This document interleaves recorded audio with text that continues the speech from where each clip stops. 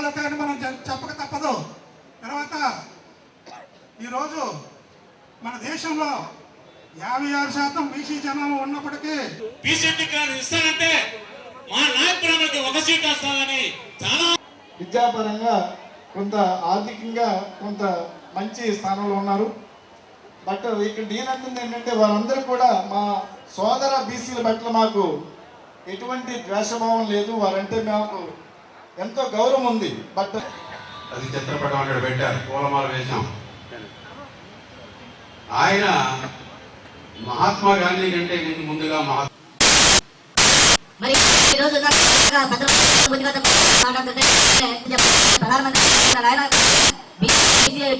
కావడానికి ఈ దేశం నేడు పట్టింది.